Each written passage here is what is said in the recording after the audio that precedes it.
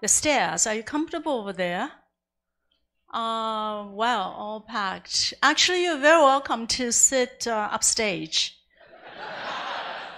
Because if you sit at the corner, you actually have a back to lean on to. It's much more comfortable than sitting over there. So you have the last chance to move upstage. Who wants to move up now? Quickly. Yeah, that's better. And also there are people standing up there. Can you please move forward so that people back there can find a place to sit down? Over there, would you move up here as well? Please, because the people standing up there. Are you hiding your faces? Please move forward. It really is very comfortable sitting up here. Please. Lechun, you want to sit down?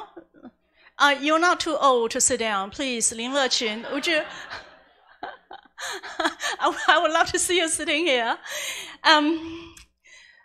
Professor Holliday, he was educated at Cambridge, and later on he earned his PhD at Oxford. And when you look at these two awesome names, Oxford and Cambridge, you would think, does he come from a long line of elite families in the UK? Which was in my head. And I did ask him this question, and it turned out that he actually, in his family, he is a first generation college student, college graduate, like myself. You know, given conversations like this, I always think, well, we got parents who did a lot for us, you know, previous generation.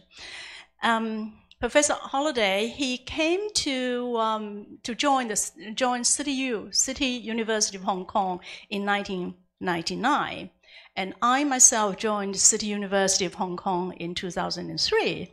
So when I joined the City University of Hong Kong, Holliday was already Dean of Humanities and Social Sciences at the City University of Hong Kong. In 2006, he left City University of Hong Kong, he joined the University of Hong Kong, and I myself joined the University of Hong Kong in 2008. So it turned out that I realized that I've been following his steps all along, so I had to bring him to Taipei. In 1999, when Ian Holliday came to Hong Kong, he was asked by his friends, how come all of a sudden you jumped so far and you went to Hong Kong? I remember his answer was, well, for adventure. Adventure he did have, because after he came to this part of the world, he began to spend his time really studying Southeast Asia, and especially the parts which were formerly the colonies of the Great Britain. And in his research and his fumbling around, this one place attracted his attention, and this place was a long, long ancient history, had been closed up to the rest of the world for 50 years under military rule. So Ian began to study Burma, or Myanmar, and now Ian Holliday is one of the leading specialists on Myanmar and Burma. His newest publication, which just came out a couple months ago, I think. It's called Liberalism and Democracy in Myanmar. He brings the HKU students every year to Myanmar, and he also is very, he goes to Myanmar to talk to the local intellectuals, and he understands the society kind of from inside out. So we are really very privileged to have Ian with us today. And I want to tell Ian as well that you also have a very special audience here with you today, because the whole island of Taiwan is engulfed in another topic. Everybody is possessed with the topic of election. And on a heavy rainy day, and with election being the topic on everybody's mind, then you have such a large turnout. It really shows that we have a very special audience here today. But given this privilege to listen to Professor Holliday, let's welcome Ian Holliday, please.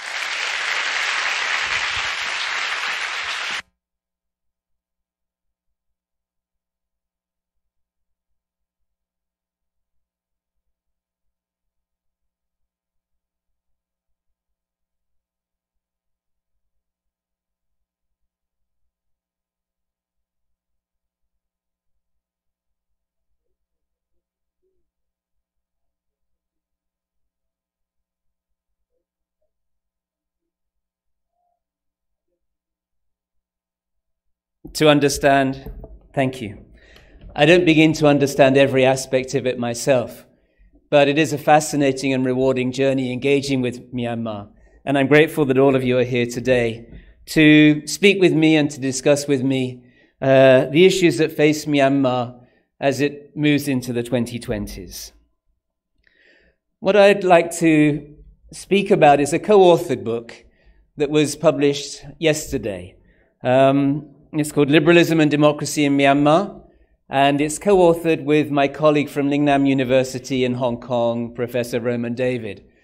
Roman actually was born in what was then Czechoslovakia, now the Czech Republic, and he was an 18-year-old undergraduate student in 1988 when the wall came down in Berlin, and Czechoslovakia and many other East European states gained their freedom from Soviet oversight and rule. And he became a transitions guy, if you like. He was first a mathematics teacher, and then he did a PhD in political science, and he's written a lot on transitions in East Central Europe. And I've written on Myanmar. And we've known each other for many years. We've actually written on Myanmar once or twice before. But looking at Myanmar in this decade of transition of the 2010s, there were really two things that struck us about the changes that are sweeping across a previously quite static society. One is very positive, that since, I think, 2011 would normally be the conventional date for start date for the democratization process, Myanmar has gradually shifted away from authoritarian rule. And the landmark event for that was the assumption of office of an NLD government led by Aung San Suu Kyi at the end of March 2016, so about 2.5 years ago. That government's about halfway through its 5-year mandate. But alongside that, there was something also visible almost from the beginning, particularly from 2012, much less positive, far more troubling, which is a crisis of tolerance that's very, very visible in society, very, very visible in the state. And there the landmark event has been ethnic cleansing of the Rohingya, particularly since August last year, since August 2017, so over the last 15 months. But notably in the explosion of violence that took place after August the 25th last year, and within a matter of weeks had driven more than 500,000 people across the border into Bangladesh. So it actually took us 5 years to write this book, and these trends, the landmarks that I've mentioned in 2016, 2017, came while we were writing it. But as I say, the democratization process dates back at least to 2011, and ethnic cleansing at least has roots at least as far back as 2012 and much more than that.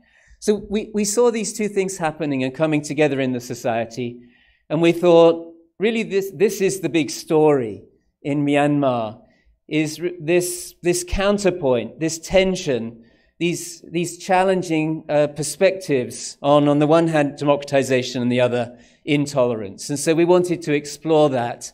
And that is what our book is about. If you wanted a sexier title, it's about democratization in a time of ethnic cleansing. But we didn't want to raise the stakes too much, so we've titled it Liberalism and Democracy in Myanmar.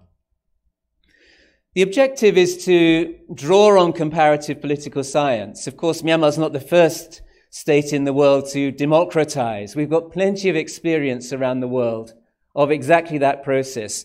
We wanted to learn from all of that and try to gauge the prospects for liberal democracy inside Myanmar. So just to say what I'm not going to be talking about today, this is not an ethnographic study of indigenous meanings of either liberalism or democracy. That is a very worthwhile project. And I mentioned Matthew Walton here. His book is about Buddhism and Buddhist political thought in Myanmar. And he does do that for democracy.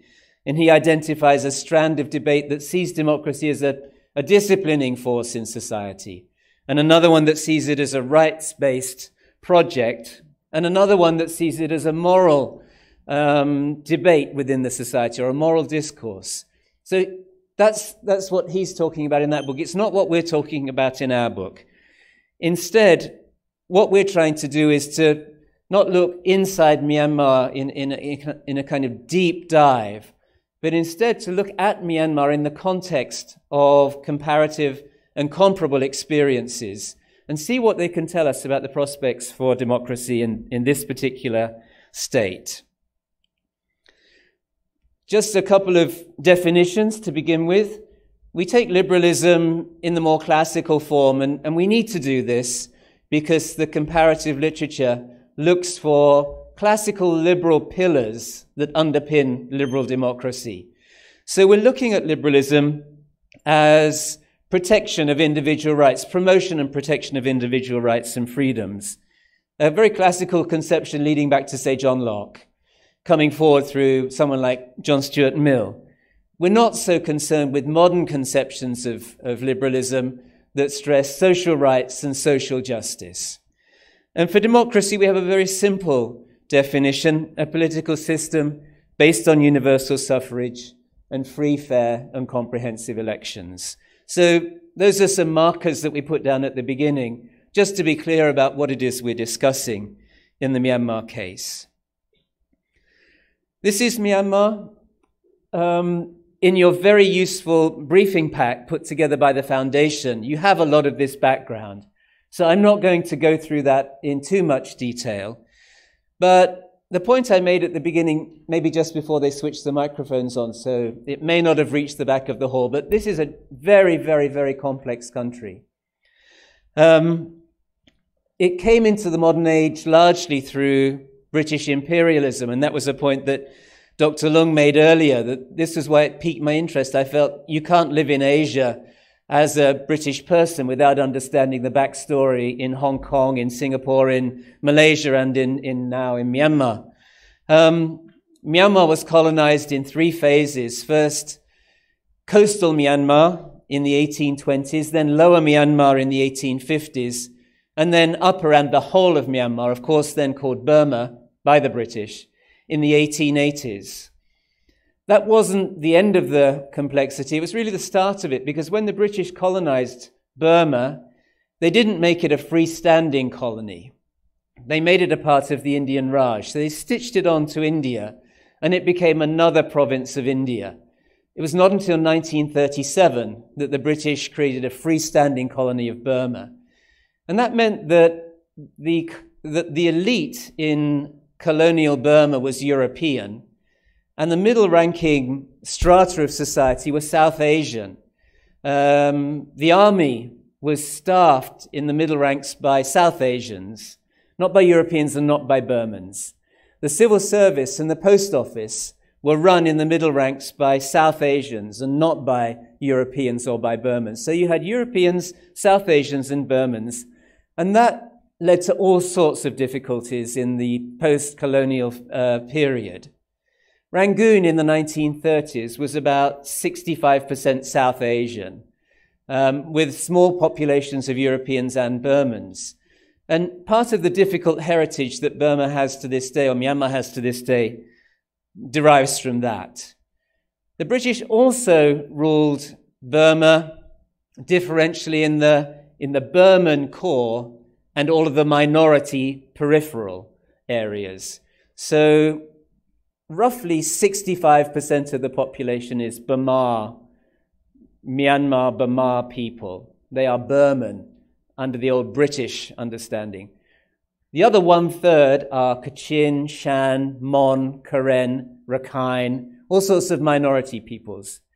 The British imposed direct rule on the Burmans and indirect rule on everybody else. So everybody else kept their princes, their sorbouas, and Shan state was still run by its traditional hereditary rulers.